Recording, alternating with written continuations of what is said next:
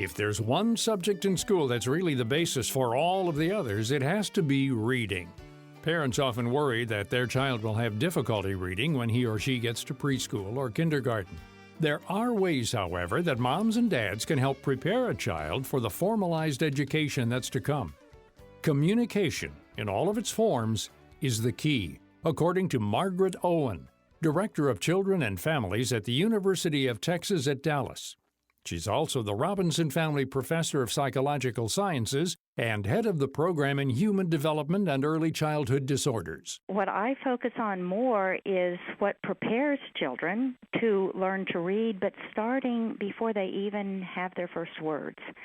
So when you talk about a program that teaches them to read, I'm hoping that such a program is focused on helping them to communicate and learn how to use language, because the strongest predictor of how well they read in third grade is actually their vocabulary when they're 3. Children who come from poorer families where the parents have little formal education often have the most difficult time learning to read.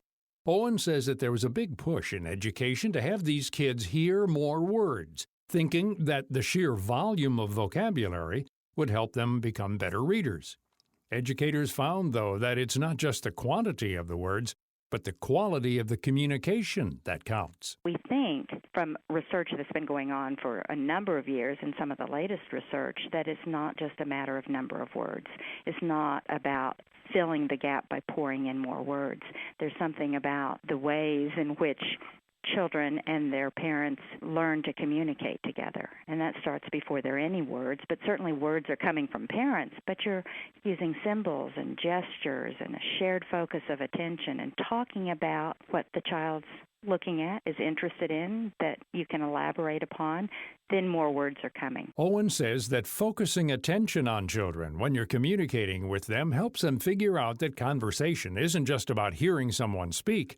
It's also a social interaction between two people. I think that this terminology came out of the Harvard Center for the Developing Child, and I think it's very clever. We've started talking about serve and return. And a serve from the baby could be turning ahead to look at the dog across the room. And a return is perhaps asking, oh, do you want Fido to come closer? Shall we go over there and see what our friend is doing? That's a serve and return. And it's serve and return and back and forth and back and forth. That's about communication. And so the child is learning about communication, and in the course of that is hearing words. And words get simplified, explanations are simplified, same things get talked about in the same kinds of routines. That provides a context for learning those words. We're still talking about the seeds of reading. When you talk to a very young child, should you use what's been called baby talk, or should you converse with them the same way you would with an adolescent or an adult? There is actually something to be said for baby talk. We're calling it now parentese. It had been called motherese, and we're being a little bit more inclusive now. But it is a simplified, slower, a little bit higher pitch way that we all have of talking to a baby. Oh, I see what we're doing, what you want now. Let's try this. You hear the tone of my voice, how it changes a little bit.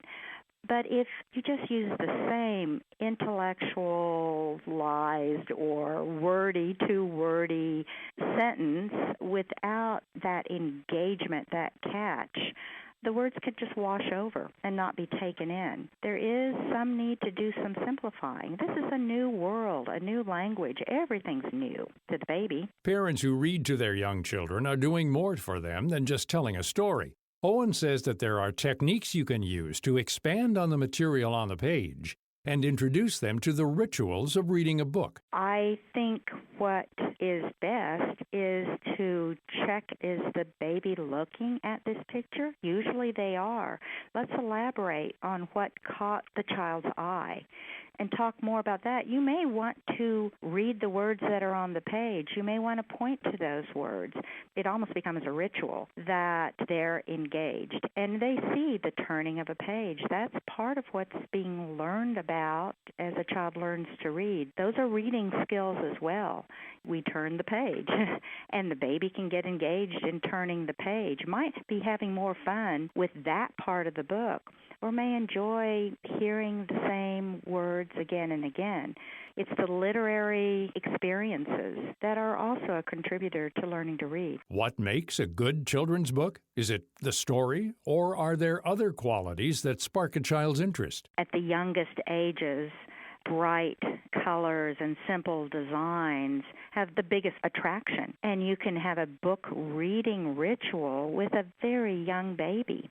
And it can be a ritual that happens every night. It can be a step towards calming down and going to sleep. But that's a part of an early love of books and what you share in that book reading situation. And then as you get older, simple stories, hearing that story again and again, predicting what comes next, talking about what you enjoy about that storybook is wonderful. We asked that same question to a man who writes books for children. His name is Mark Gagne, and his latest book is titled Monkey Suit. It's a board book about occupations, featuring a monkey dressed in the outfit of the job that's being depicted. It's also an alphabet book, with A is for astronaut, B is for ballerina, and so on. The pictures are simple, and the costumes and backgrounds are in bright, bold colors. For me, it's about a simple idea done really well.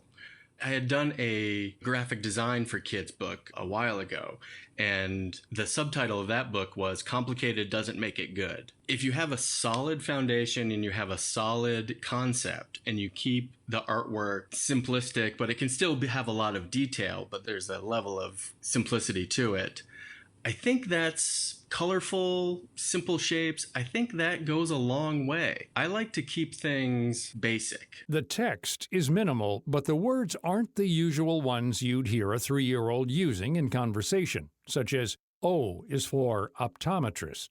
What small child who's reading a board book knows what an optometrist is? Maybe if they wear glasses, they do. One of the things that I've always done in all of the children's books that I've written and illustrated is I write books and I illustrate books that I like, that I would buy. And I have a whole collection of kids' books. As an adult, I buy and enjoy kids' books. There's something really pleasant about the simplicity of it. I think a lot of kids' books do underestimate what kids are interested in.